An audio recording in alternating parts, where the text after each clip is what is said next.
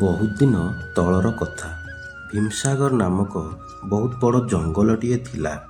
ସେଇ ଜଙ୍ଗଲରେ ଅନେକ ପଶୁ ଓ ପକ୍ଷୀ ରହୁଥିଲେ। ଜଙ୍ଗଲରେ ସବୁ ପଶୁ ପକ୍ଷୀ ବହୁତ ଆନନ୍ଦରେ ଥିଲେ। ଆଉ ଜଙ୍ଗଲରେ ରାଜା ଥିଲା ଭୋଳା ସିଂହ। ଜଙ୍ଗଲରେ ତାର ଶାସନ ଚାଲୁଥିଲା। ସେ ବହୁତ ପରାକ୍ରମୀ ଥିଲା। ଆଖପାଖ ଜଙ୍ଗଲର ସବୁ ଜୀବଜନ୍ତୁ ତାକୁ ବହୁତ ଭୟ କରୁଥିଲେ। ଜଙ୍ଗଲରେ ସମ୍ପୂର୍ଣ୍ଣ ସୁରକ୍ଷା ତା ହାତରେ ଥିଲା। ବାହାର ଜଙ୍ଗଲର କୌଣସି ହିଂସ୍ର ଜନ୍ତୁଙ୍କୁ ସେ ଜଙ୍ଗଲରେ ପୂରାଇ ଦେଉନଥିଲା। ଜଙ୍ଗଲରେ ସେ ସଠିକ୍ ଭାବେ ଶାସନ କରୁଥିଲା। ସବୁ ପଶୁ ଓ ପକ୍ଷୀଙ୍କ ସୁଖ ଦୁଃଖରେ ସାଥ ଦେଉଥିଲା। ସେହି ଜଙ୍ଗଲରେ ଗେଡୁ ନାମକ ଗୋଟିଏ ବିଲୁଆ ରହୁଥିଲା। ସେ ବହୁତ ଚାଲାକ ଥିଲା ଓ ଭାରି ଲୋଭୀ ଥିଲା। ଜଙ୍ଗଲରେ ସବୁ ପଶୁ ପକ୍ଷୀମାନଙ୍କୁ ହଇରାଣ କରୁଥିଲା ଓ ସମସ୍ତଙ୍କ ଖାଦ୍ୟ ଚୋରାଇ ନେଉଥିଲା। ବିଲୁଆର ଏହିପରି ସ୍ୱଭାବ ଦେଖି ଜଙ୍ଗଲରେ କୌଣସି ପଶୁ ଓ ପକ୍ଷୀ ତାକୁ ଭଲ ପାଉନଥିଲେ। ତା ଉପରେ ସମସ୍ତେ ରାଗିକି ଥିଲେ।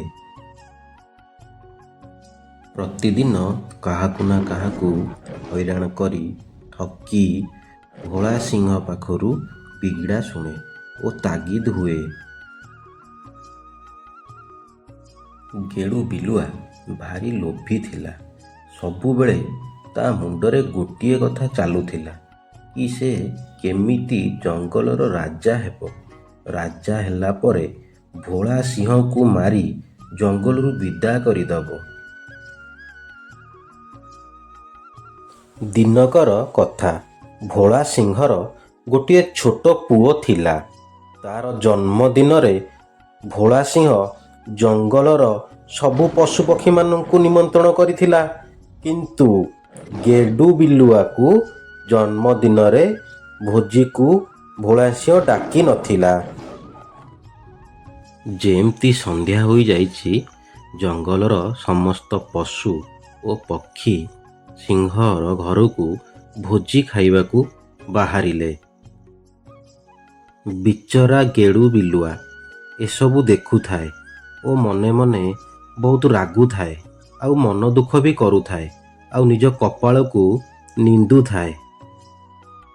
ମନେ ମନେ ଭାବିଲା, କେତେ ପ୍ରକାରର ଆଜି ରନ୍ଧା ହୋଇଥିବ। ଏମାନେ ସବୁ ଯାଉଛନ୍ତି ଖାଇବେ, କେତେ ମଜା କରିବେ। ମୋ ଭାଗ୍ୟରେ ଏସବୁ ନାହିଁ।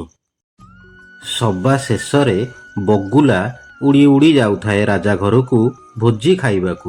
ବଗୁଲାକୁ ଦେଖି ବିଲୁଆ ଡାକ ଛାଡ଼ିଲା, ଆରେ ବଗୁଲା, ଏତେ ସଜବାଜ ହେଇ ତୁ କୁଆଡ଼େ ଯାଉଛୁ? ବିଲୁଆର କଥା ଶୁଣି ବଗୁଲା ବିଲୁଆକୁ କହିଲା, ମୁଁ ବା ରାଜା ଘର ଭୋଜି ଖାଇବାକୁ ଯାଉଛି। ତୁ ଜାଣିନୁ କି? ଓହୋ, ତୁ ବା କେମିତି ଜାଣିବୁ? ତତେ ତ ରାଜା ନିମନ୍ତ୍ରଣ କରିନାହାନ୍ତି। କାଳେ ତୁ ଅଧିକା ଖାଇଯିବୁ, ତାଙ୍କର ସରିଯିବ, ସେଥିଲାଗି କହି ହସିବାକୁ ଲାଗିଲା। ବଗୁଲାଠାରୁ ଏହି କଥା ଶୁଣି ସାରିଲା ପରେ ବିଲୁଆକୁ ଭାରି ଅପମାନ ଲାଗିଲା। ସେ ରାଗରେ ଥରିବାକୁ ଲାଗିଲା। ଏତେ ରାଗିଗଲା ଯେ ତା ମୁଣ୍ଡରେ ଆଉ କିଛି ପଶିଲାନି। ରାଗରେ ସେ ଧାଇଁବାକୁ ଲାଗିଲା। ଅସାବଧାନତା ହେତୁ ତା ଗୋଡ଼ ଖସି ଜଙ୍ଗଲ ମଧ୍ୟରେ ଥିବା ଏକ ନଦୀରେ ସେ ପଡ଼ିଗଲା। ଯେମିତି ଗେଡୁ ବିଲୁଆ ନଦୀରେ ପଡ଼ିଛି, ସେତିକି ବେଳେ ନଦୀରୁ ଗୋଟେ ଜଳପରି ବାହାରକୁ ଆସିଲା ଓ କହିଲା, ଧନ୍ୟବାଦ ଗେଡୁ ବିଲୁଆ, ମୋତେ ଅଭିଶାପରୁ ମୁକ୍ତି କରିଥିବାରୁ। ମୋତେ ଅଭିଶାପ ମିଳିଥିବାରୁ ମୁଁ ନଦୀରୁ ବାହାରକୁ ଆସିପାରୁନଥିଲି। କୌଣସି ପଶୁ ଯଦି ଏ ନଦୀକୁ ଡିଅନ୍ତି, ତାହେଲେ ମୁଁ ଅଭିଶାପରୁ ମୁକ୍ତ ହେବି ବୋଲି ମୋତେ କହିଥିଲେ। କି ବର ମାଗୁଛୁ ମାଗ, ମୁଁ ତୋର ଆଜି ସବୁ ମନ ଇଚ୍ଛା ପୂର୍ଣ୍ଣ କରିବି। ଜଳପରୀଠାରୁ ଏକଥା ଶୁଣି ଗେଡୁ ବିଲୁଆ ବହୁତ ଖୁସି ହୋଇଗଲା। ସେ ସଙ୍ଗେ ସଙ୍ଗେ ଜଳପରୀକୁ କହିଲା, ମୋତେ ସିଂହ କରିଦିଅ, ମୁଁ ଜଙ୍ଗଲର ରାଜା ହେବି। ମୋ ଶତ୍ରୁ ଭୋଳା ସିଂହକୁ ଜଙ୍ଗଲରୁ ବିଦା କରିବି। ମୁଁ ନିଜେ ଜଙ୍ଗଲର ରାଜା ହେବି। ଗେଡ଼ୁ ବିଲୁଆ ପାଖରୁ ଏକଥା ଶୁଣି ପରୀ କହିଲା, ଦେଖ ଗେଡ଼ୁ ବିଲୁଆ, ତୋର ଶରୀର କେବଳ ସିଂହ ହୋଇଯିବ, କିନ୍ତୁ ତୋ ମନ ଓ ଆତ୍ମା ପୂର୍ବ ଭଳି ରହିବ। ଯେମିତି ତୁ ବିଲୁଆ ଅଛୁ, ସେମିତି ବିଲୁଆ ଭଳି ରହିବୁ। ତୁ କିନ୍ତୁ କେଉଁ ସିଂହ ସହ ଯୁଦ୍ଧରେ ପାରିବୁ ନାହିଁ, ଏକଥା ମନ ରଖିଥିବୁ। ଏକଥା କହି ପରୀ ଶୂନ୍ୟ ହୋଇ କେଉଁଆଡ଼େ ଚାଲିଗଲା। ପରୀ ଯିବା ପରେ ଗେଡ଼ୁ ବିଲୁଆ ସିଂହ ପାଲଟିଗଲା। ବିଲୁଆଟି ସିଂହରେ ପରିବର୍ତ୍ତନ ହେବା ପରେ ତାର ବହୁତ ଗର୍ବ ହୋଇଗଲା ଓ ଅହଙ୍କାର ବି ବଢ଼ିଗଲା।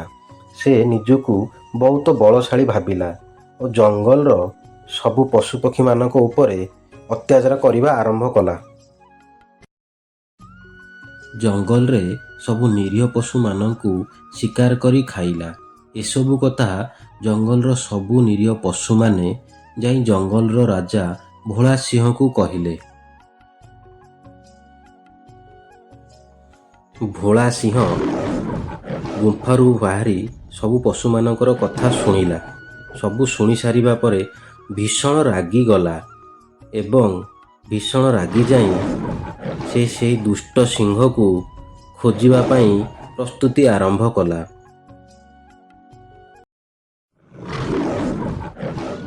କିଛି ସମୟ ପରେ ଭୋଳା ସିଂହ ଜଙ୍ଗଲକୁ ଆସିଥିବା ସେହି ଦୁଷ୍ଟ ସିଂହକୁ ଖୋଜି ପାଇଲା। ଗେଡ଼ୁ ବିଲୁଆ ଏ ସିଂହର ଚେହେରା ପାଇ ପରୀର କଥାକୁ ସବୁ ଭୁଲିଗଲା।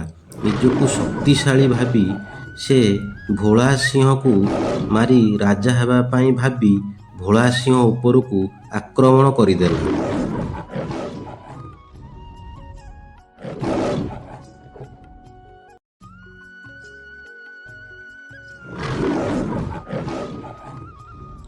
ଗୋଟିଏ ଝାମ୍ପରେ ଭୋଳା ସିଂହ ଗେଡ଼ୁ ବିଲୁଆକୁ ତଳେ ପକେଇଦେଲା। ଗେଡ଼ୁ ବିଲୁଆ ସିନା ଚେହେରାରେ ସିଂହ ହୋଇଯାଇଥିଲା, କିନ୍ତୁ ତାର ମନ, ଆତ୍ମା ଓ ବଳ ବିଲୁଆ ପରି ଥିଲା। ସେ ବା କୋଉଠୁ ଭୋଳା ସିଂହ ସହ ପାରିଥାନ୍ତା। ଶେଷରେ ବିଚରା ଗେଡ଼ୁ ବିଲୁଆର ପ୍ରାଣ ଗଲା। ତାର ଜଙ୍ଗଲର ରାଜା ହେବାର ସ୍ୱପ୍ନ ଅଧାରେ ରହିଲା। ଏହି ଗପରୁ ଏତିକି କଥା ଜାଣିବାକୁ ପାଇଲେ ସାଙ୍ଗମାନେ, ଅତି ଲୋଭ କରିବା ବିନାଶର କାରଣ ହୋଇଥାଏ।